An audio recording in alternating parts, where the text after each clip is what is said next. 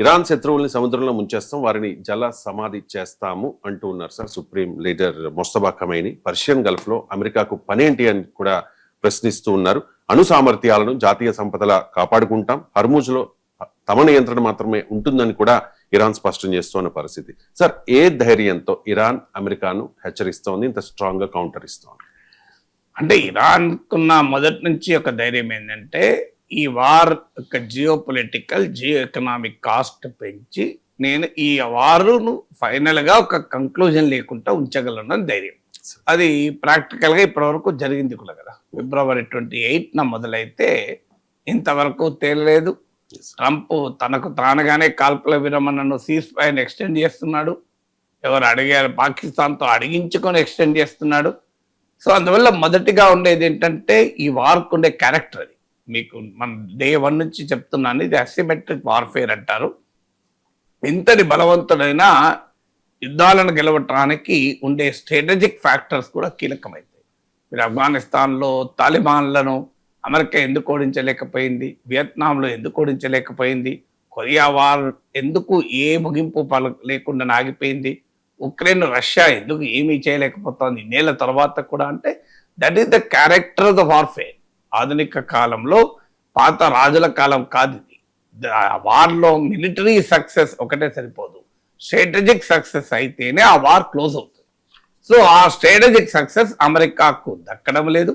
అమెరికాకు చిక్కకుండా ఇరాన్ వ్యూహాత్మకంగా యుద్ధం చేయడం అనేది ఇరాన్ ధైర్యం.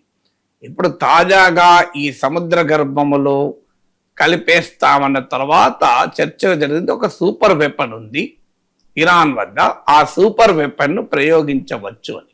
దాన్ని హూట్ అంటారు. అంటే హూట్ అంటే పర్షియన్ భాషలో మన తెలుగులో తిమింగలం అని.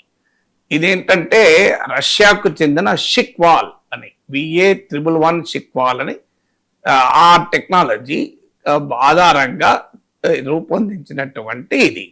దీని ప్రత్యేకత ఏంటి, ఇది అండర్ వాటర్ వెపన్. అంటే సముద్రం జల గర్భం నీటి నుంచి లోపల నుంచి ప్రయోగించగలదు. సాధారణంగా నీటి నుంచి ప్రయోగించే దానికి ఎక్కువగా స్పీడ్ ఉండదు, ఎందుకంటే నీరు గాలి కన్నా ఎక్కువ సాంద్రత డెన్సిటీ ఉన్నది. కానీ ఇది ఒక కొత్త టెక్నాలజీని సోవియట్ కాలంలోనే సైంటిస్టులు 70s and 80sలోనే డెవలప్ చేశారు. 90sలోనే రష్యా ఈ షిక్వాల్ వెపన్ తయారు చేసింది. ఇరాన్ 2006లోనే దీన్ని టెస్ట్ చేసింది. దీన్ని సూపర్ క్యాబిటేటింగ్ టెక్నాలజీ అంటారు. అంటే ఆ వెపన్ ప్రయోగించినప్పుడు ఏమవుతుందంటే అది దాని నోజ్ నుంచి ఒక గ్యాస్ బయటకు వస్తుంది. ఆ గ్యాస్ ఒక బబుల్ లాగా క్రియేట్ చేస్తుంది, ఒక బుడగలాగా. ఆ బుడగ లోపల నుంచి ఈ వెపన్ ప్రయాణం చేస్తుంది. దానివల్ల ఇది చాలా వేగంగా ప్రయాణం చేయగలుగుతుంది. అండర్ వాటర్ ప్రయోగించే 60 to 100 కిలోమీటర్స్ పోగలిగితే ఇది కాస్త మీకు అప్ టు 360 కిలోమీటర్స్ వరకు కూడా వెళ్ళగలుగుతుంది అది పర్ అవర్. సో అంత వేగంగా ప్రయాణం చేయగలిగేటువంటిది. దీన్ని ప్రయోగిస్తే అమెరికా మేల్కొనే లోపల దాని వార్షిప్స్ని అటాక్ చేయవచ్చు అనేది అంచనా. అయితే అది అంత సులభం కాదు, ఎందుకంటే దీని రేంజ్ కేవలం 15 కిలోమీటర్సే ఉంటుంది. అంటే అమెరికన్ వార్షిప్స్ ఇరాన్కు 15 కిలోమీటర్స్ దగ్గరలో ఉంటే తప్ప అటాక్ చేయలేదు. కానీ ఆ వార్షిప్స్కి ఒక 100 కిలోమీటర్స్ విస్తీర్ణంలో ఉండే కెరీర్ స్ట్రైక్ గ్రూప్ CSG అని ఉంటుంది. అనేక రకాల డిస్ట్రాయర్లు, సబ్మారిన్లు, మిసైల్ లాంచర్లు, క్రూయిజ్లు, ఇవన్నీ రక్షణ కవచంగా ఉంటాయి. అయితే దీనికి ఇరాన్ ఇది ప్రయోగిస్తుందా అని, స్టేట్ ఆఫ్ హర్మూజ్లో మాత్రమే దీన్ని ప్రయోగించగలిగే అవకాశం ఉంటుంది, ఎందుకంటే ఇది very narrow stretch of water. అందుకే అమెరికా వార్షిప్స్ ఏవి ఇప్పటి వరకు స్టేట్ ఆఫ్ హర్మూజ్లోకి ఎంటర్ కాలే. సో ఇక ఇరానేమో ఈ హూట్ మిసైల్ను ప్రయోగిస్తానని చూస్తుంటే అమెరికానేమో డార్క్ ఈగిల్ అనే మిసైల్ అనడానికి ప్రిపేర్ అవుతుంది. ఈ డార్క్ ఈగిల్ మిసైల్ ఏంటంటే ఇది కూడా ఇంతవరకు ఇప్పుడు ఈ రెండు కూడా హూట్ కానీ డార్క్ ఈగిల్ కానీ ఇప్పటి వరకు రియలిస్టిక్ సినారియాలో ప్రయోగించలేదు కావు. ఇంట్రెస్టింగ్ ఏంటంటే hoot was also not tested on the battle field. ఇప్పుడు టామ్హాక్ మిసైల్ ఉంది, ప్యాట్రియాట్ మిసైల్ డిఫెన్స్ ఉంది, థాడ్ మిసైల్స్ ఉన్నాయి. ఇవన్నీ అనేక సార్లు వార్లో టెస్టెడ్.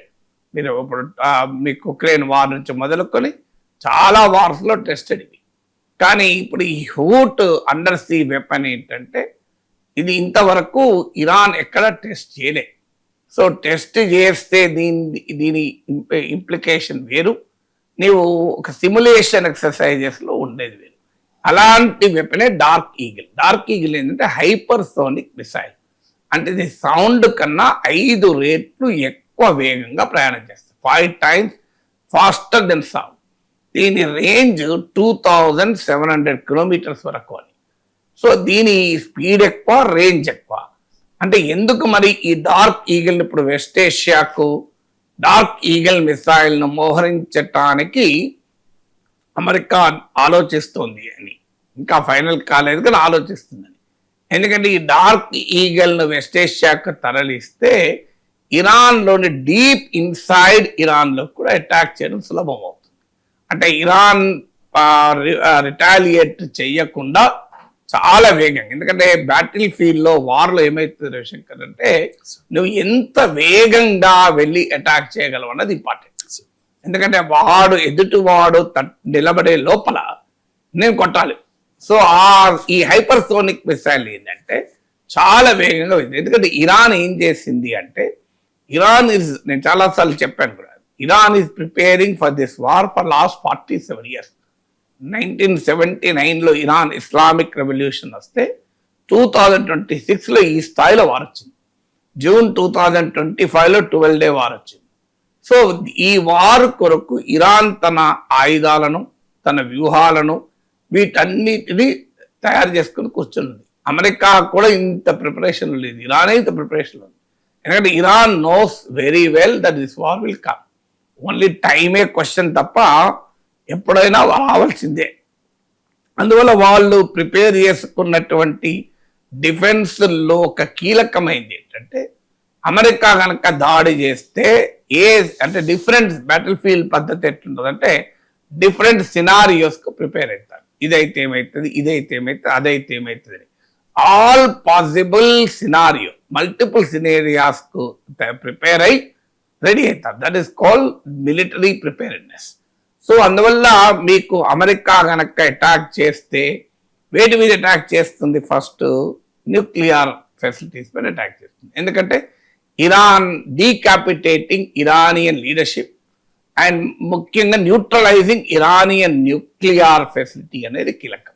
సో ఇరాన్ ఏంటంటే తన న్యూక్లియర్ ఫెసిలిటీస్ను ఇప్పటికే దుర్భేద్యమైనటువంటి స్థావరాలకు మార్చేసింది అని, అంటే పర్వత కొండల కింద భూగర్భంలోకి మార్చింది. అంటే మీరు ఒక లార్జ్ మట్టినే ఛేదించాలంటే పెద్ద ఛాలెంజ్. వేల సంవత్సరాలుగా తయారై ఉన్నటువంటి ఒక పెద్ద పర్వతాన్ని ఛేదించి దాని కింద ఒక 600 feet కింద, అంటే ఒక పర్వతానికి 600 అడుగుల కింద ఒక స్థావరం ఏర్పాటు చేసుకొని అక్కడ అణ్వాయుధాలు పెట్టుకుని కూర్చుంది. అక్కడ తన యురేనియం నిక్షేపాలు పెట్టుకుని కూర్చుంది. అంటే ఎంత బంకర్లను కట్టుకుంటేనే మనకు ఆర్మీలో వచ్చే కార్గిల్ వారప్పుడు చూసాం, బంకర్లు పెట్టుకుంటారు. ఆ బంకర్లనే ఉంటేనే ఛేదించడం కష్టం. ఇప్పుడు ఇజ్రాయిల్లో మీకు ఎక్కడెక్కడ బంకర్స్ ఉంటాయి, అంటే ఏదన్నా సైరన్ వచ్చింది, ఏది మన మిసైల్ వస్తుంటే వెంటనే ప్రజలు ఆ బంకర్లోకి వెళ్ళిపోతారు. అలాంటిది మీకు ఇప్పుడు మనకు కూడా జనరల్గా వింటుంటాం, మిసైల్ అటాక్ జరుగుతుంది అనుకుంటే వెంటనే బేస్మెంట్లోకి వెళ్ళిపోండి, సేఫ్గా ఉంటుంది అని. సో అలాంటిది ఒక పర్వతం కింద 600 feet కింద తన న్యూక్లియర్ ఆయుధాలను దాచిపెట్టుకుంది. అమెరికా ఎక్కడికి వెళ్ళి అన్లెస్ యూ గ్రౌండ్ ఇన్వేషన్ చేస్తే తప్ప నీవు ఆ అణ్వాయుధాల దగ్గరికి కూడా పోలేవు. అంటే ఏరియల్ వార్తో దాన్ని ఛేదించడం మామూలు విషయం కాదు. అందువల్ల ఇప్పటికీ కూడా ఈ న్యూక్లియర్ మెటీరియల్ అమెరికాకు దొరకలేదు. ఇరాన్ది న్యూక్లియర్ ఫెసిలిటీ ధ్వంసమైన అమెరికా ఉపన్యాసాలు చెప్తోంది, కానీ ధ్వంసం కాలేదన్న దానికి ప్రూఫ్ ఏంటి? మీకు ఎలా తెలుస్తుంది సార్? ఇక్కడ టీవీ స్టూడియోలో కూర్చొని ఇరాన్ న్యూక్లియర్ ఫెసిలిటీ ధ్వంసం కాలేదు అని మీరెట్లా తీర్మానాలు చేస్తున్నా అంటే ట్రంపే అమెరికానే చెప్తోంది కదా న్యూక్లియర్ ఫెసిలిటీస్ను క్లోజ్ చేయాలని. ధ్వంసమైనాక క్లోజ్ చేసి ఏముంటుంది? సో ధ్వంసమైనాక క్లోజ్ చేసిన అనేది ఉండదు కదా. తలుపు తీసున్నాక తలుపు తీయండి అనే ప్రశ్న ఉత్పన్నమే కాదు కదా. డోర్ క్లోజ్ చేస్తుంటేనే డోర్ ఓపెన్ చేయండి అనే ప్రశ్న వస్తుంది. డోర్ ఓపెన్ అయినాక ఏముంటది, ఒకవైపు ఏమో ఇరాన్ న్యూక్లియర్ ఫెసిలిటీస్ మొత్తం నాశనం అయిపోయాయి, అసలు ధ్వంసం అయిపోయింది. మళ్ళీ వైపు ఏమంటున్నాడు, సొల్యూషన్ రావాలంటే ఇరాన్ న్యూక్లియర్ ఫెసిలిటీస్ క్లోజ్ చేయాలంటున్నారు. ధ్వంసమైందని ఎట్లా క్లోజ్ చేస్తుంది, ఇరాన్ ఆల్రెడీ ధ్వంసమైంది కదా, అక్కడే లాజిక్ అర్థమవుతుంది కదా. ఇక నెక్స్ట్ ఏంటంటే ఇరాన్కున్న ఇరాన్ కోమో ఎయిర్ ఫోర్స్ అమెరికాతో పోటీ పడలేదు, ఇరాన్ నావీ అమెరికాతో పోటీ పడలేదు. మరి ఇరాన్ ఎక్కడ పోటీ పడగలదు, అమెరికా పక్క పెట్టండి, ఇజ్రాయెల్తో కూడా పోటీ పడక కష్టం. ఇరాన్ ఎక్కడ పోటీ పడగలదు అంటే ఎప్పుడు కూడా యుద్ధ తంత్రములో ఏది తీసుకుంటారంటే వల్నరబిలిటీ ఏంటి, తన స్ట్రెంత్ ఏంటి. ఇప్పుడు మీకు సైంధవుడు కథ ఉంటుంది మహాభారతంలో. సైంధవుడు అవమానానికి ద్రౌపదిని మోహించితే పాండవులు దేహశుద్ధి చేసి అవమానిస్తారు. సైంధవుడు ఎవరో కాదు, దుర్యోధనుడికి భావే. ప్రాణాలు తీయకుండా ధర్మరాజు కాపాడుతాడు, చెల్లెలకు వైదవ్యం వస్తే దుష్యులకు వదిలేయండి అని. వాడు తపస్సు చేసి ఒక వరం పొందుతాడు, పాండవుల్ని ఓడించాలి అని వరం కావాలని కోరుతాడు. వరం దేవుడు ఏమంటాడంటే పాండవుల్ని ఓడించడం సాధ్యం కాదు, అందులో అర్జునుడిని ఓడించడం అసలే సాధ్యం కాదు, అందువల్ల నీకు ఒక వరం ఇస్తున్నాను, ఒక్క రోజు మాత్రం నీవు అర్జునుడు కాకుండా మిగతా పాండవులు ఓడించగలవు అంటున్నాడు. సో కరెక్ట్ గా ద్రోణాచార్యుడు అర్జునుడు లేని సమయాన్ని చూసి పద్మవ్యూహాన్ని పండితే ఆ పద్మవ్యూహంలోకి అభిమన్యుడికోమో పోవడమే తెలుసు తప్ప రావడం తెలియదు. అందువల్ల అభిమన్యుడు ఒక్కడే పోకుండా ధర్మజ భీమనకల సహదేవులు కూడా ఎంబడి వెళ్తారు. కానీ పద్మవ్యూహ ముఖద్వారం వద్ద సైంధవుడు ఉంటాడు. సో అప్పుడు దేవుడిచ్చిన వరాన్ని సైంధవుడు ఉపయోగించుకొని మీకు ఈ నలుగురు పాండవుల్ని ఆపుతాడు. దానివల్ల అభిమన్యుడు చనిపోతాడు. సో ఈ స్టోరీ అంటే అర్థం ఏంటి, యుద్ధతంత్రంలో అర్థం ఏంటి, సో నీకున్న వీక్నెస్ ఏంటి, స్ట్రెంత్ ఏంటి. ద్రోణాచార్యుని అందుకే కథన వ్యూహ విశారదుడు అని మనకు సినిమా పటాలు ఉంటుంది చూడండి, ఆచార్యుడు కథన వ్యూహ విశారదుడని. అంటే పద్మవ్యూహం పన్నడం అర్జునుడికి తప్ప పద్మవ్యూహం ఇంకెవరికి తెలియదు. అందువల్ల అర్జునుడు లేకుండా చేయడం, అక్కడ అర్జునుడిని చాలా దూరం తీసుకెళ్తారు వారిలో. సో మిగతా వాళ్ళంతా ఇక్కడ ఉంటారు, కరెక్ట్ గా సైంధవుని పెడతారు, మిగతా నలుగురు పాండవులు ఆపగలుగుతాడు కనుక. సో అలా అంటే ఒక వీక్నెస్ ని కూడా ఎలా అధిగమిస్తారు చూడండి. సైంధవుడు బలవంతుడా, ఇరాన్ లాగానే అమెరికాకు ఇరాన్ కు కంపారిజన్ చేస్తే పాండవులకు సైంధవుని కంపారిజన్ చేయొచ్చు.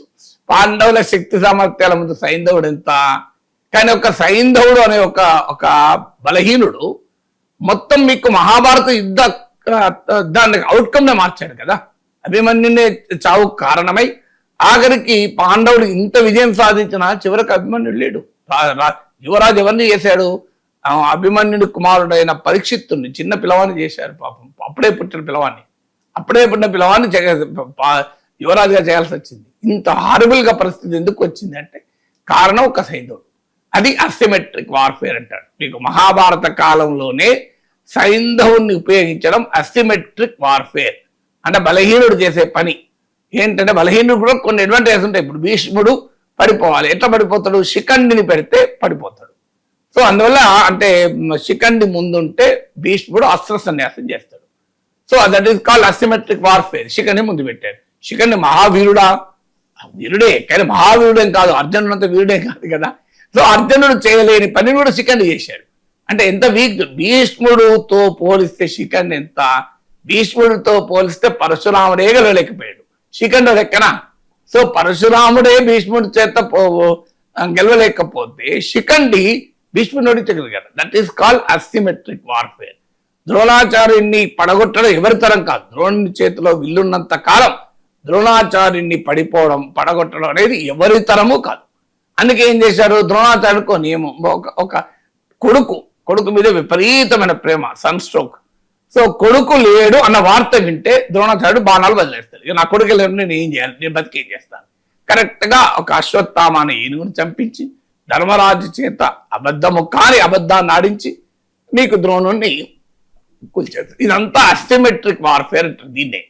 సో అసిమెట్రిక్ వార్ఫేర్ తంత్రంలో ఇరాన్ వాడుతున్నది ఏంటి, స్ట్రెయిట్ ఆఫ్ హార్మోజ్. అది నారో స్ట్రెచ్ ఆఫ్ వాటర్. అది పర్వత శిఖరాల పక్కన ఉంటుంది తీరం.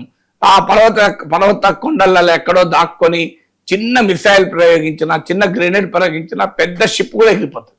సో ఎందుకంటే నేను ఇద్దరు ఉదాహరణలు చెప్పాను. ఒక బిల్డింగ్ మీదకి ఉండి ఒక BMW కార్ మీద రాయి విసిరినట్టు ఉంటుంది అని. సో అదొక అడ్వాంటేజ్ వాడుకున్నారు. సో ఇలా ఇరాన్ ఉండే అడ్వాంటేజెస్ ఇరాన్ ఉండడం వల్ల ఇరాన్ ఏం చేసిందంటే తన న్యూక్లియర్ ఫెసిలిటీస్ ను, తనకున్న జాగ్రఫీని, టెరెన్ ని ఆయుధంగా వాడుకొని, ఇరాన్ లో పర్వతాల శ్రేణులు ఉంటాయి. సో ఆ పర్వతాలకి దిగువన పెట్టుకున్నది. అలాగే ఇరాన్ ఉండే మరో పవర్ఫుల్ ఏంటంటే మిసైల్. అంటే ఎసిమెట్రిక్ వార్ఫేర్ లో నీకు అన్నిట్లో సుప్రమసీ రావాల్సిన అవసరం లేదు.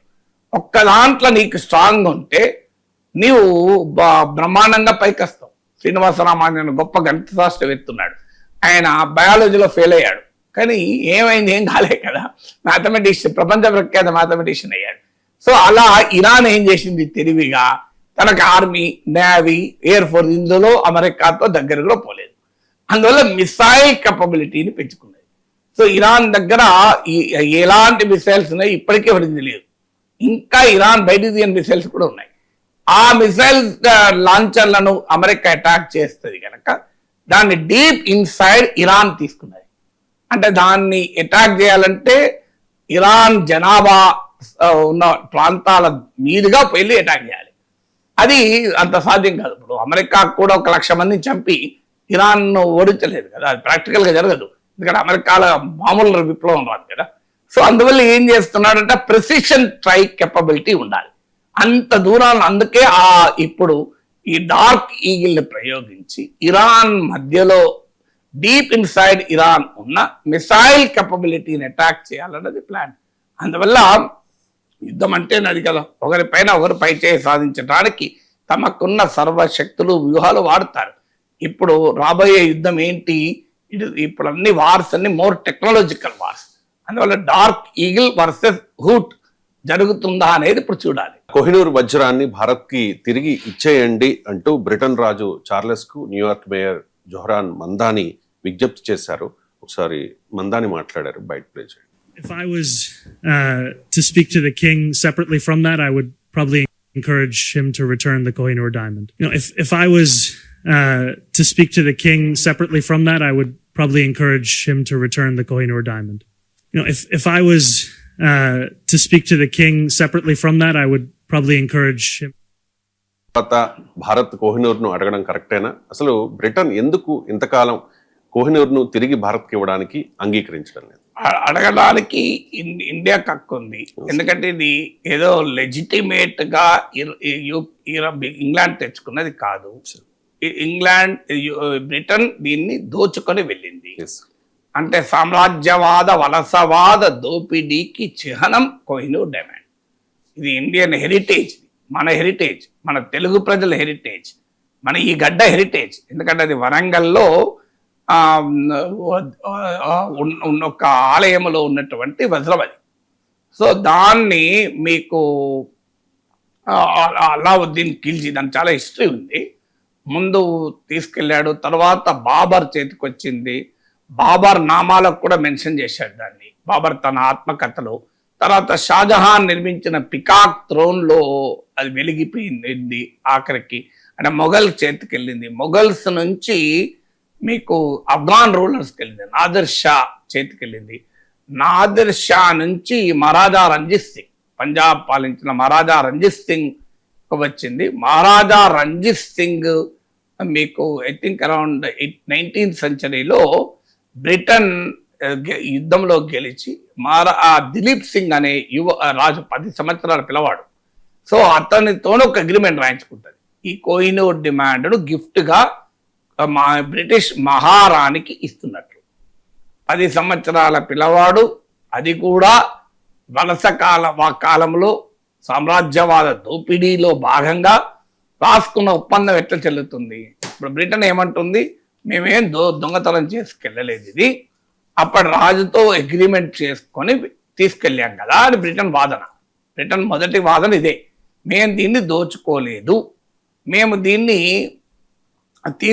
మేము అఫీషియల్గా అగ్రిమెంట్, ట్రీటీ, అదొక ఒప్పందం చేసుకొని మాకు ఆ ఒప్పందంలో భాగంగా బహుమానం ఇచ్చాము. ఇప్పుడు ఇద్దరు ఆ ఒప్పందమే కదా అని అనేది బ్రిటన్ మొదటి వాదన. కానీ ఆ ఒప్పందం చెల్లుతుందా? ఒక డిస్ట్రెస్ కండిషన్ లో చేసే ఒప్పందం అది చెల్లుతుందా? ఒక దేశాన్ని ఓడించి యుద్ధంలో ఆక్రమించి అప్పుడున్న ఒక 10 సంవత్సరాల రాజుతో ఒక అగ్రిమెంట్ రాయించుకొని అది అగ్రిమెంట్ అని చెప్తే అంతకన్నా దుర్మార్గం ఏమైనా ఉంటుందా? సో తుపాకీ గురిపెట్టి భూమి రాయించుకుంటే చెల్లుతుందా కోర్టులో? అందువల్ల ఏ రకంగానూ బ్రిటిష్ వాదన కరెక్ట్ కాదు. ఒక బలవంతపు ఒప్పందం దోపిడీ కాకుండా పోదు. సో ఇది వలసవాద ఆంగ్లేయ దోపిడీకి చిహ్నం. ఇక రెండవ వాదన ఏంటంటే ఇది మేము ఎవరికి రిటర్న్ ఇవ్వాలి? ఇండియాకి రిటర్న్ ఇవ్వాలా, మేము ఆఫ్ఘనిస్తాన్కి రిటర్న్ ఇవ్వాలా, పాకిస్తాన్కి రిటర్న్ ఇవ్వాలా అని ఒక వాదన పెడుతోంది. ఎందుకంటే ఇది రకరకాల రాజుల చేతుల్లోకి వెళ్ళి మారింది కనుక మేము ఎవరికి ఇవ్వాలి? మీకు నాదిర్ షా చేతులు కూడా ఉండే, నాదిర్ షా నుంచి మహారాజా రంజిత్ సింగ్ వచ్చింది. సో ఇది ఎక్కడి నుంచి? గోల్కొండ నుంచి బయలుదేరింది దీని ప్రయాణం.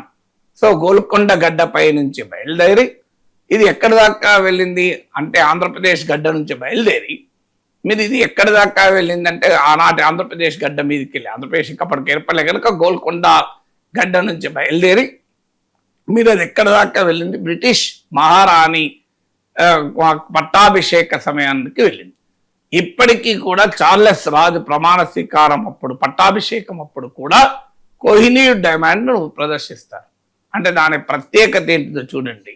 అందువల్ల మీకు ఎవరికి ఇవ్వాలనేది కూడా పచ్చి అబద్ధము. ఎందుకంటే అది నాదిర్ షా తీసుకెళ్ళినా, మొఘల్స్ తీసుకెళ్ళినా, ఆ మహారాజా రంజిత్ సింగ్ వచ్చినా, అక్కడి నుంచి బ్రిటిష్ వాళ్ళకి వెళ్ళినా అది గోల్కొండ గడ్డ పైన పుట్టింది, తెలుగు గడ్డ పైన ఉన్న డైమండ్. ఇది భారతీయ సంపద. సో భారతీయ సంపద మీకు పాకిస్తాన్ విడిపోయింది, అప్పుడు పాకిస్తాన్ కలిసింది అంటే ఎట్లా కలుస్తుంది? సో మీకు ఉమ్మడి దేశంలో లాహోర్ ఉండే కనుక లాహోర్ మాదే అని అనం కానీ మనం ఇప్పుడు. సో అందువల్ల పాకిస్తాన్, ఆఫ్ఘనిస్తాన్ నాదిర్ షా చేతిలో ఉండే, నాదిర్ షా కూడా దోచుకున్నదే. సో అందువల్ల మొఘల్స్ కూడా యుద్ధంలో గెలిచి తీసుకెళ్ళింది కదా, ఎవరు కూడా న్యాయంగా తీసుకెళ్ళింది కాదు, కొన్నది కాదు. సో అందువల్ల అప్పటి రాచరికాన్ని మేము గౌరవిస్తాం, ఆఫ్ఘనిస్తాన్కి ఇవ్వాలా అనే లాజిక్ కూడా అబ్సల్యూట్లీ ఫాల్స్. ఈ రెండు కారణాల రీత్యా బ్రిటన్ ఇవ్వడం లేదు. మరి భారతదేశం ఎందుకు అడుగుతోంది? ఒకటి, ఇది లెజిటిమేట్ ఇండియన్ సంపద. ఎందుకంటే మన సామ్రాజ్యవాద కాలంలో, వలసవాద కాలంలో మన ఆర్థిక దోపిడీతో పాటు మన సాంస్కృతిక దోపిడీ కూడా జరిగింది. సో ఆ సామ్రాజ్యవాద సాంస్కృతిక దోపిడీకి ఇది చిహ్నము, సామ్రాజ్యవాద అణచివేతకి ఇది చిహ్నము. ఇప్పటికీ కూడా తగ్గని అప్పటి సామ్రాజ్యవాద వలసవాద దురహంకారానికి సింబల్. ఇవ్వము అనడం అంటే ఒక దురహంకారం, అంటే మా దోపిడీ మేము ఇప్పుడు గర్వంగా ఫీల్ అవుతున్నాం. ఎంత సిగ్గు లేకుండా బ్రిటిష్ రాజు పట్టాభిషేకంలో వాడుతున్నారు అంటే దాన్ని మీరు నీచాతి నీచంగా దోచుకున్న సంపద కూడా మీకు గర్వకారణం. అంటే ఇప్పటికీ చరిత్రలో మీరు ఒక దుర్మార్గమైన మీ చరిత్రలో, ఆంగ్లేయుల చరిత్రలో ఒక దుష్ట కాలమైనటువంటి చీకటి కాలాన్ని కూడా మీరు చాలా గర్వంగా ఫీల్ అవుతున్నారనే కదా. చీకటి కాలాన్ని గర్వంగా ఫీల్ అవుతామా మనం? సో అందువల్ల ఇప్పటికైనా ఒక సెన్స్ ఆఫ్ రిమోర్స్, అంటే ఏదో ఒక నేను ఈ చరిత్రలో మా తప్పు చేశాం, అది సరైనది కాదు అనే భావనను ఉండాలి కదా. ఆ భావన కూడా లేకుండా మా దగ్గరే ఉంటుంది కోహినూర్ డైమండ్, మేము ఎందుకు ఇస్తాం, ఇలా కావాలంటే షేర్ చేసుకుందాం. షేర్ చేసుకునేది నిజంగా దోచుకున్నదంతా రాబట్టాలంటే బ్రిటన్ 100 ఏళ్ళు కాదు 200 ఏళ్ళు కూడా మన ఇండియా నుంచి దోచుకున్నదంతా తిరిగి రాదు. సో అందువల్ల it is a justification of colonial plunder. So ఎందుకు కోహినూర్ డైమండ్ ఇండియా అడుగుతుంది అంటే బ్రిటన్ ఇవ్వనడం అనేది it is a justification of colonial plunder. It is a legitimisation of the imperial rule. అంటే వలసవాద దోపిడీకి ధర్మబద్ధతను, న్యాయబద్ధతను ఇవ్వడం కనుక మనం అంగీకరించకూడదు. ఈ డైమండ్కి ఎంత విలువ, అది కాదు అక్కడ ఇష్యూ, అత్యంత విలువైంది. లేకపోతే ఇన్నేళ్ల తర్వాత కూడా బ్రిటిష్ రాజు రాణి పట్టాభిషేకంలో దీన్ని గర్వంగా వాడుతున్నారంటే ఏంటి? డేవిడ్ కమరాన్ అంటే బ్రిటిష్ ప్రైమ్ మినిస్టర్ అంటాడు, ఇది గనక బ్రిటిష్ మ్యూజియం నుంచి వెళ్ళిపోతే British museum will be empty అంటాడు. అంటే దీని ప్రాధాన్యతే కాదు, బ్రిటిష్ వలసవాద దోపిడీని గనక రాబట్టుకుంటే బ్రిటన్ ఏమీ మిగలదు, అంత దోచుకున్నారు ప్రపంచాన్ని. సో అందువల్ల ఆ వలసవాద చరిత్రకు ముగింపు పలకటానికైనా ఎస్ మా పాస్ట్ను మేము ఖండిస్తున్నామంటే అట్లీస్ట్ ఇప్పుడు బ్రిటన్ కాస్త గౌరవం పెరుగుతుంది. సో అది వదిలేసి ఇంకా మేము ఇవ్వము కోయిన్ డైమండ్ అంటే కరెక్ట్ కాదు. రెండవది ఇదొక వారసత్వ సంపద. వారసత్వ సంపద అనేది ఎన్ని యుగాలైనా ఎన్ని తరాలైనా దాని వారసత్వం అలాగే ఉంటుంది. సో దానికి విలువ కట్టలేము, దానికి విల కట్టలేము. ఇప్పుడు మీకు సడన్ గా మీ ముత్తాత వాడినటువంటి ఒక చేతి కర్ర నీకు దొరికింది అనుకోండి, ఎంత మీకు ఆనందం వేస్తుంది? మీకు ఎంత ఆనందం వేస్తుంది? దాని వాల్యూ ఏముండదు. ఆ కర్రకి ఏం వాల్యూ ఉంటుందా? ఏముండదు. కానీ అది మీకు స్ఫూర్తినిస్తూ ఉంటుంది. అది ఎంత స్ఫూర్తినిస్తుంది? జస్ట్ ఇమాజిన్, మీ ముత్తాత మీ తాత 150 ఏళ్ల కింద వాడిన చేతి కర్ర మీకు దొరికింది. దీన్ని మీరు 10 లక్షలు ఇస్తారని అయ్యారు, అవునా కాదు? ఎందుకు ఇవ్వరు? అది అత్యంత అపురూపంగా భావిస్తారు. ఎందుకంటే అది వారసత్వం కదా.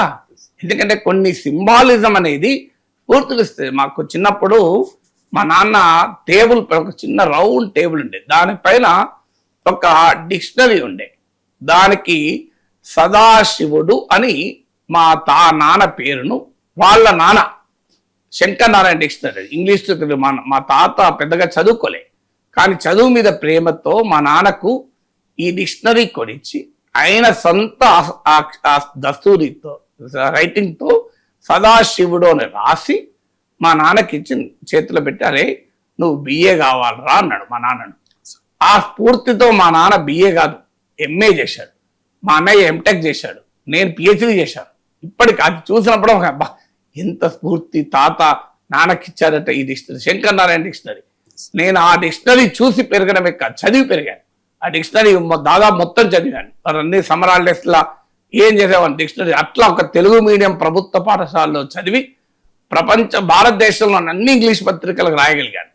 దీనికి విలువ కట్టగలమా? ఆ డిక్షనరీ కొంటే ఎంత అవుతుంది? ఇప్పుడు 100 రూపాయలు 200 అవుతుంది, అంతకన్నా ఎక్కువ అవుతుందా?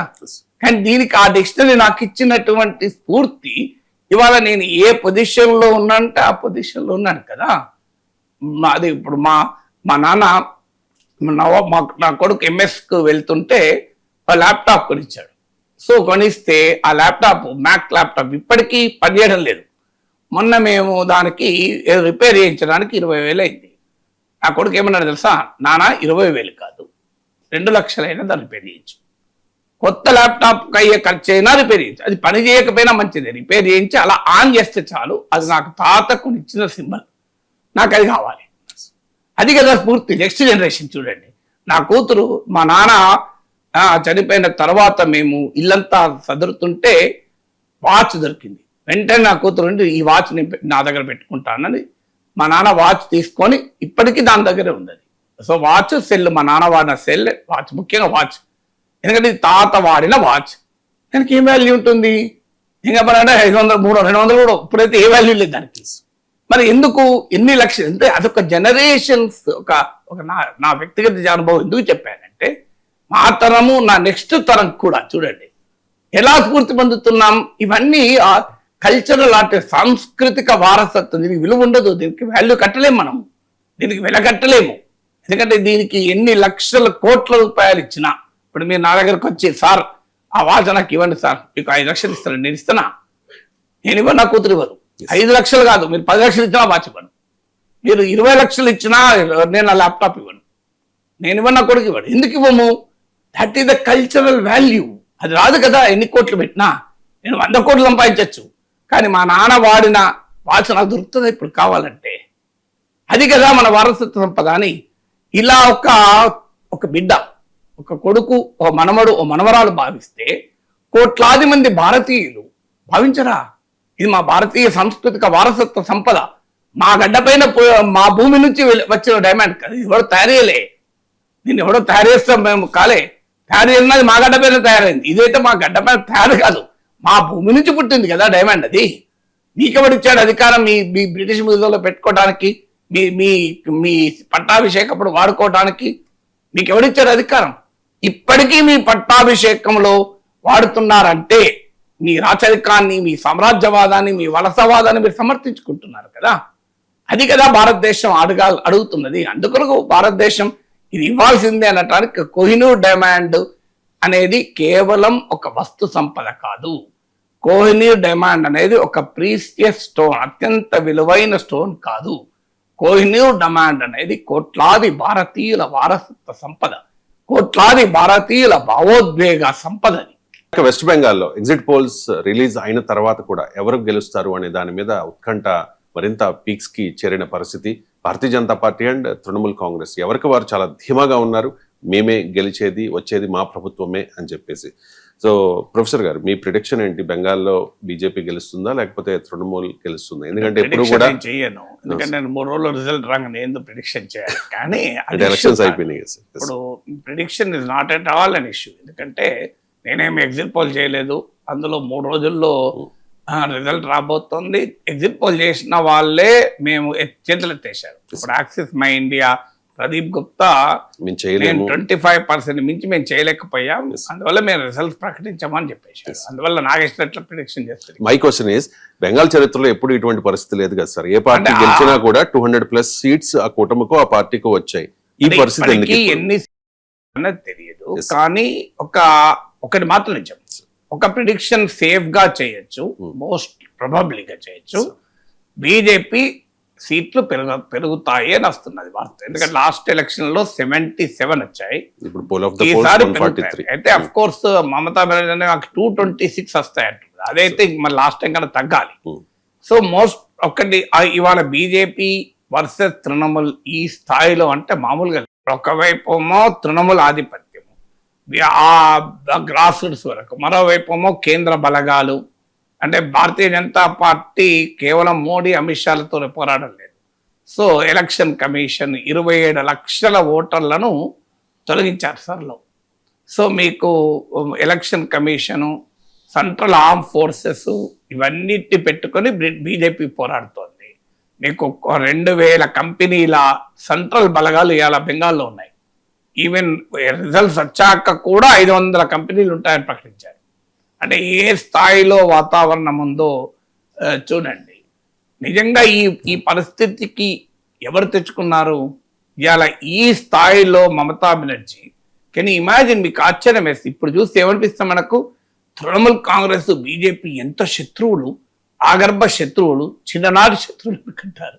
ఇదే బీజేపీ ప్రభుత్వంలో తృణమూల్ మమతా బెనర్జీ రైల్వే మినిస్టర్. అంటే ఏం జరిగింది? ఆ పాయింట్ మనకి అర్థం కావాలి. అంటే బీజేపీతో కలిసి ప్రభుత్వంలో ఉన్న మమతా బెనర్జీ ఇవాళ ఏ రకమైన దాడిని బీజేపీ నుంచి ఎదుర్కొంటోంది. This is a lesson for everybody కదా, సింపుల్ థింగ్ కదా. సో ఆమె ఎవరో కాదు, she's a friend of BJP, she's an ally of BJP. Vajpayee ప్రభుత్వంలో రైల్వే మంత్రి. సో ఎందుకు మరి ఈ పరిస్థితి వచ్చింది? మమతా బెనర్జీ కూడా అర్థం కావాలి, మీ మిత్ర దేశ పక్షమే కదా, మరి ఇవాళ ఎందుకని నీ కుత్తుకలు కోసే స్థాయికి బీజేపీ వచ్చింది? దీనికి మమతా బెనర్జీకి అర్థం కావాలి కదా. అంటే ఏంటి రాజకీయాల్లో ఎలా ఉంటాయి? కోల్డ్ బ్లడెడ్ పాలిటిక్స్ అంటారు. So BJP is known for cold blooded politics. అంటే కమ్ వాట్ మే, తన పార్టీ ఎదుగుదల కొరకు ప్రయత్నం చేస్తుంది. తప్పని కూడా నేను అన్నాను. BJP is right. BJP Mamata Trinamool కాంగ్రెస్ను పెంచడానికి, జనతాదళ సెక్యులర్ను పెంచడానికి, తెలుగుదేశం పెంచడానికి, ఏడీఎంకే పెంచడం బీజేపీ పని కాదు కదా. సో బీజేపీ పని ఏంటి? అందరి నుంచి తన బలమే పెంచుకోవాలి, ప్రత్యర్థుల నుంచి, సపోర్ట్ మిత్రపక్షాల నుంచి. అదే జరిగింది బెంగాల్లో. అంటే మమతా బెనర్జీ బీజేపీతో పొత్తు పెట్టుకొని బీజేపీకి పెంచి పోషించి ఇవాళ తనకు సింహస్వప్నంగా మార్చుకుంది. ఇది సెల్ఫ్ గోల్ కాదా, స్వయంకృతాపరాధమే కదా. ఇప్పుడు బీజేపీకి ఏముంది? 2011లో మమతా బెనర్జీ గెలిచినప్పుడు 4%, తర్వాత 16% 2016 ఎలక్షన్స్లో, 2021 ఎలక్షన్లో 38%. ఇప్పుడు కొన్ని ఎగ్జిట్ పోల్స్ అయితే బీజేపీ గెలుస్తుంది అంటున్నది 48% దాకా వస్తుంది. ఈ ప్రస్థానం వెనక బీజేపీ సెల్ఫ్ గోల్ లేదా? అట్లా బెంగాల్లో అసలు లేని పార్టీతో పొత్తు పెట్టుకొని, 1% ఓటింగ్ కూడా లేని పార్టీతో పొత్తు పెట్టుకొని, మీరు బిలో 2011లో మమతా బెనర్జీ గెలిచినప్పుడు కూడా 4%. మీకు అంతకు ముందైతే మీకు 2011లో నేను చెప్పేది, తృణమూల్ కాంగ్రెస్ పోటీ చేసింది. మోడీతో బీజేపీతో ఎన్డీఏలో ఎప్పుడుంది మమతా బెనర్జీ? బిఫోర్ 2004 ఉంది. 2011 ఎలక్షన్స్ లో 4% వచ్చింది బీజేపీకి. అంటే 2004 కన్నా ముందు అప్పుడు ఎంత ఉండే బీజేపీకి బలం? 1% కూడా లేదు. సేమ్ ఇప్పుడు ఆంధ్రప్రదేశ్లో బీజేపీకి ఎంత బలం ఉందో, బీజేపీతో మమతా బెనర్జీ కలిసి ఉన్నప్పుడు బీజేపీ బెంగాల్ బలం కూడా అంతే. ఇవాళ తెలుగుదేశం పార్టీ ఇవాళ కూడా పేపర్లో చూడండి, చంద్రబాబు నాయుడు మోడీ చలవ వల్లనే గూగుల్ వచ్చింది, మోడీ చలవ వల్లనే ArcelorMittal వచ్చింది అని మోడీని పొగుడుతున్నారు. చూడండి, ఇది 2004కు ముందు బీజేపీని ఇలాగే మమతా బెనర్జీ పొగిడింది బీజేపీతో కలిసి ఉండడం వల్ల.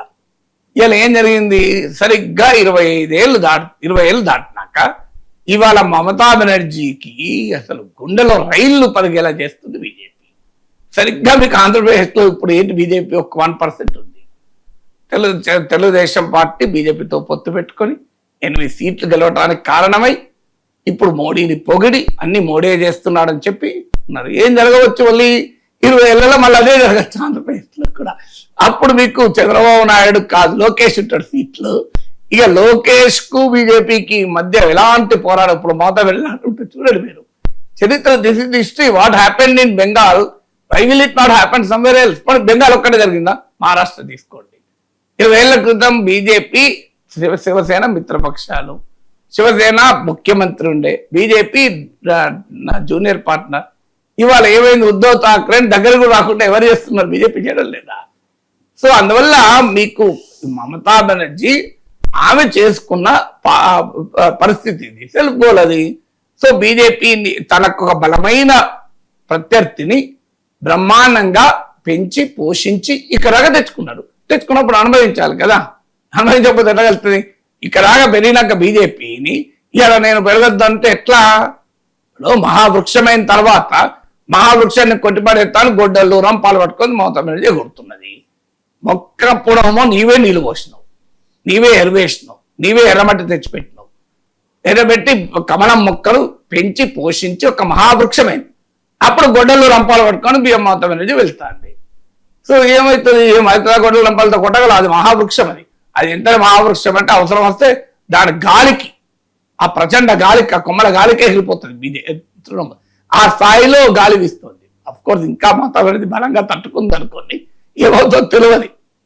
అందువల్ల ఇది మొదటి. రెండోది ఏం చేసింది మమతా బెనర్జీ? ఇది కూడా మనకు తెలుగు రాష్ట్రాలకు ఒక ఎగ్జాంపుల్. తనకు ప్రతిపక్షం ఉండకూడదు, ప్రత్యర్థి ఉండకూడదు. ఇక రిప్రెషన్ ఎట్లా 2011లో అధికారంలోకి వస్తే అప్పుడున్న ప్రతిపక్షం ఎక్కడిది? లెఫ్ట్. ఇక లెఫ్ట్ను చావగొడితే 100 మందిని చంపేశారు.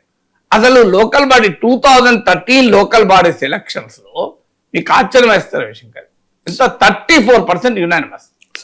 అసలు ఇవన్నీ నామినేషన్ ఏనియలే. అసలు గ్రామ స్థాయిలో, టౌన్ స్థాయిలో ఉన్న సిపిఎం కార్యాలయాల్ని బీజేపీ ఆక్రమించుకొని తమ కార్యాలయాలుగా మార్చుకున్నారు. సారీ, తృణమూల్ కాంగ్రెస్ తమ కార్యాలయాలుగా మార్చుకున్న టీఎంసీ.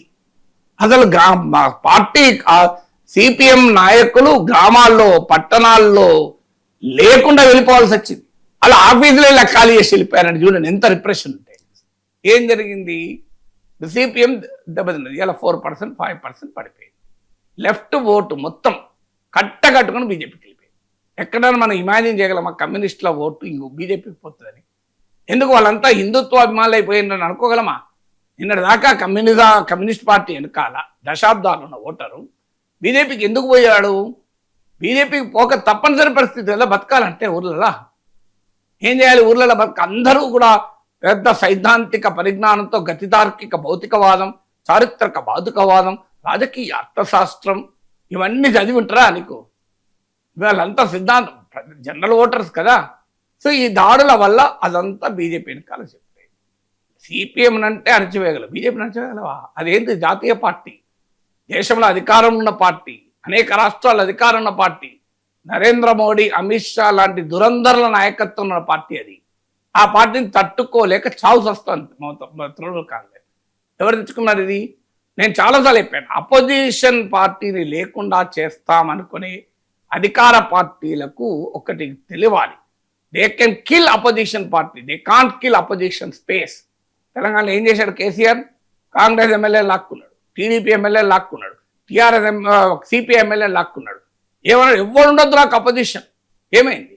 బీజేపీ రూపంలో వస్తే దుబ్బాకలో కొడితే ఆ దిమ్మ తిరిగి జిహెచ్ఎంసీలో పడితే, జిహెచ్ఎంసీలో మళ్ళీ దెబ్బ కొడితే, హుజురాబాద్లో పడితే, హుజురాబాద్లో భూమి ఆకాశాలు ఏకం చేసినా నువ్వు హుజురాబాద్ 25,000తో కేసీఆర్ ఓడిపోయాడు కదా. మళ్ళీ బీజేపీ స్వయంకృతాపరాధాల వల్ల కోస్త బయటపడ్డా మళ్ళీ ఏమైంది? ఆఖరికి ఆ స్పేస్ను కాంగ్రెస్ ఆక్రమించుకున్నది. కొడితే మళ్ళీ కేసీఆర్ ప్రతిపక్షంలోకి వెళ్ళిపోవాల్సి వచ్చింది.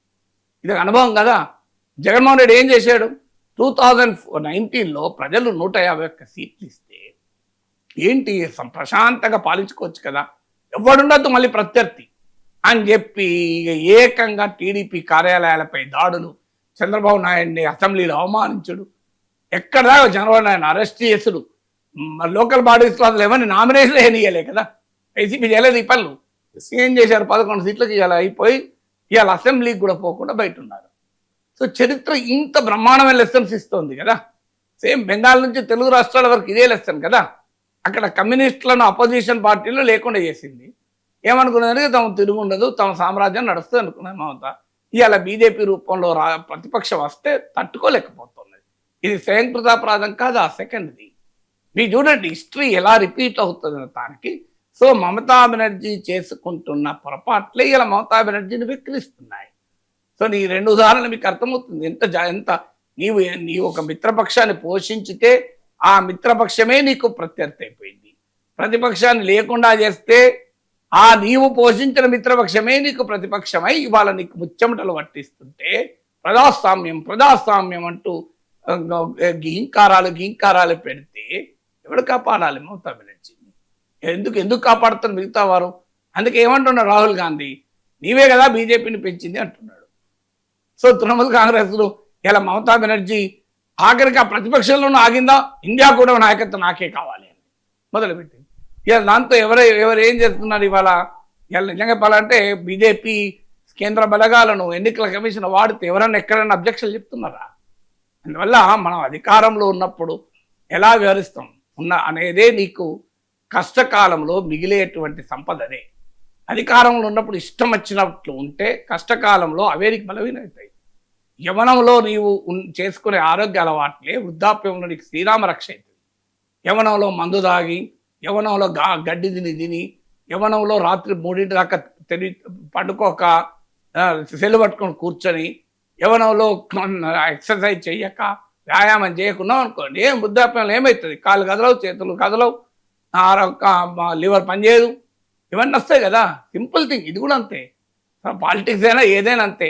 When you are in power, if you behave properly, that it self is Sri Rama రక్ష ఫర్ యూ. ఆంధ్రప్రదేశ్ రాజకీయాల విషయానికి వస్తే కార్పొరేట్ కంపెనీలకు కూటమి ప్రభుత్వం ఎకరాకు 99 పైసలకే లీజుకు భూమి ఇవ్వడంపై వైఎస్ఆర్ కాంగ్రెస్ పార్టీ విమర్శలు చేస్తోంది కదా సార్. బడాబాబులకు చంద్రబాబు సర్కార్ భూములు దోచిపెడుతోంది అంటూ ఆరోపణలు చేస్తోంది వైఎస్ఆర్ కాంగ్రెస్ పార్టీ.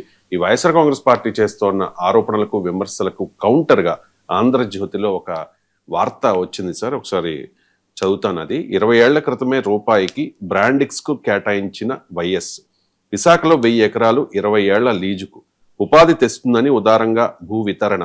ఇప్పుడు అక్కడ 26,000 మందికి ఉపాధి.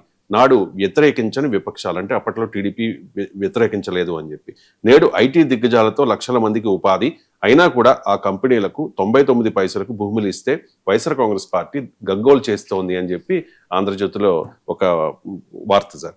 అప్పుడు ఇవ్వడంలో తప్పు లేనిది ఇప్పుడు ఇవ్వడంలో తప్పు అవుతుందా? అప్పుడు ఇవ్వడానికి ఇప్పుడు ఇవ్వడానికి ఏమైనా తేడా ఉందా సార్? అంటే నాడు విపక్షాలు వ్యతిరేకించలేదు అన్నది తప్పు. ఆంధ్రజ్యోతి వ్యతిరేకించకపోతే ఎవరు వ్యతిరేకించలేదు అంటే ఎట్లా? నాలాంటి వాడు ఆ బ్రాండిక్స్ను అనేక సార్లు టీవీలో ఉదాహరణలు చెప్పాను, వీడియోలో చెప్పాను. అసలు శ్రీలంకకి చెందినటువంటి అండర్ గార్మెంట్ తయారు చేసే కంపెనీ. ఇదేమి స్ట్రాటజిక్ టెక్నాలజీ కాదు. ఈవెన్ గూగుల్ అన్న కనీసం స్ట్రాటజిక్ టెక్నాలజీస్. సో అప్పుడు ఇచ్చింది ఎందుకు? అండర్ గార్మెంట్స్ తయారు చేస్తానికి ఇచ్చారు. ఏం చేశారు వాళ్ళు?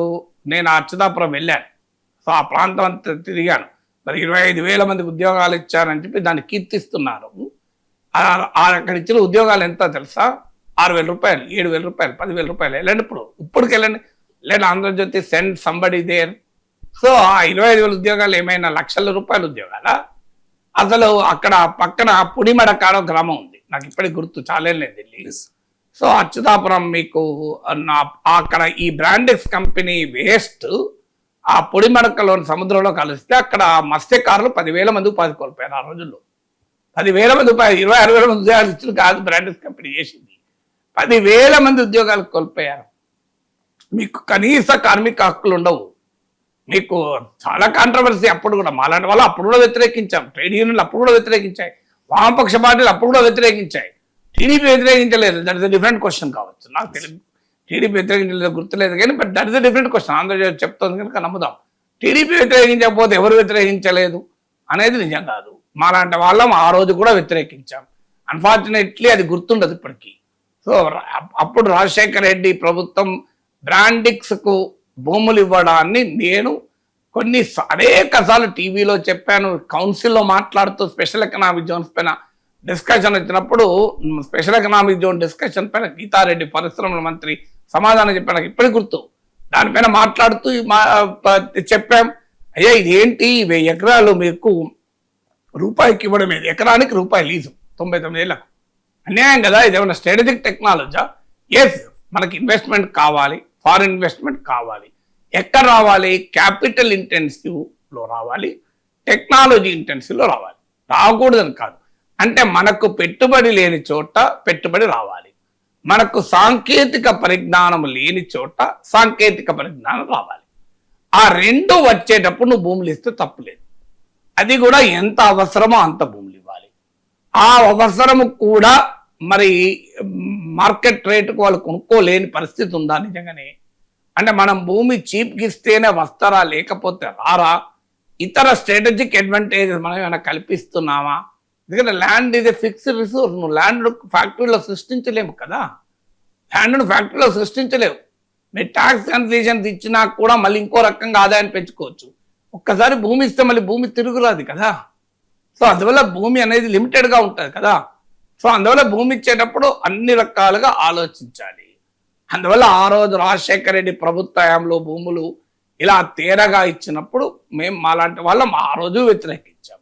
ఆ రోజు వ్యతిరేకించిన వారు మరి ఎందుకు వ్యతిరేకించలేదు వాళ్ళ సమాధానాలు చెప్పుకోవాలి. ఎందుకంటే బ్రాండింగ్స్ అనేది ఒక అండర్ గార్మెంట్స్ ఇండియాలో తయారు చేయరాదా, మనకు చేత కదా. దానికి శ్రీలంక కూడా రావాలి, అదే మళ్ళీ శ్రీలంక.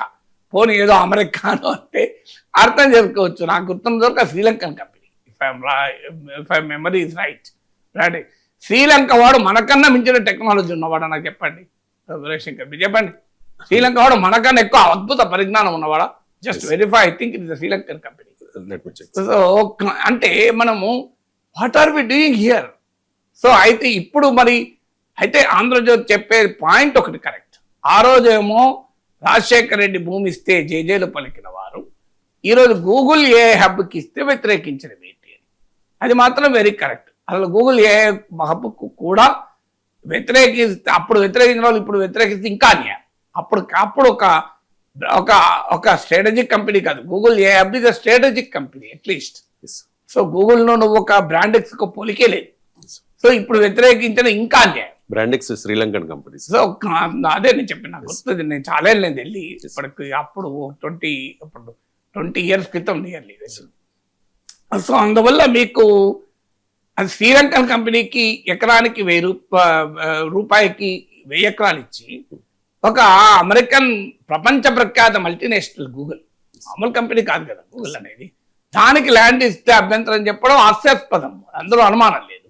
కానీ గూగుల్కైనా ఇవ్వడము అనే రేషనల్ ఏంటి? ఇప్పుడు కంపారిజన్లు ఎక్కడ వస్తున్నాయంటే గుజరాత్లో మరి ఇలాగే రూపాయికి ఇచ్చారా 99 ఏళ్ళు. సో మరి మార్కెట్కు వాల్యూకు వాళ్ళు కొనలేరా? అంత కొనలేని కంపెనీలా ఇవి.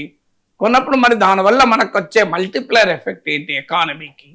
ఈ చర్చ చాలా సీరియస్ డిస్కషన్ నడవాలి. సో ఇవాళ వద్దా అనే కంక్లూజన్ నేను కూడా వెంటనే చెప్పండి, అందరూ ఇస్తారు. ఇప్పుడు ఎక్కడ ల్యాండ్, కానీ మన రాజకీయ పార్టీలు ఏంటంటే వాళ్ళు ఇస్తే రైట్, ప్రత్యర్థులు ఇస్తే తప్పు. ఇది అంతలా ఉన్న రోగం ఇది, ఇక్కడే కాదు ఇది.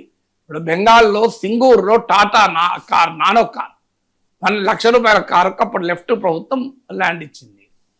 ఎవరు వ్యతిరేకించారు? తృణమూల్ కాంగ్రెస్ వ్యతిరేకించి టాటా కారుకు అసలు 34 ఏళ్ల వామపక్ష ప్రభుత్వ పతనానికి సింగూరు నందిగ్రామ్ ఉద్యమాలే కారణం కదా. సింగూరు నందిగ్రామ్ ఉద్యమాల వల్లనే లెఫ్ట్ ఓడిపోయింది. ఎందుకు వాడికి ఆడ భూములు ఇచ్చారు, పరిశ్రమలకు భూములు ఇచ్చారు.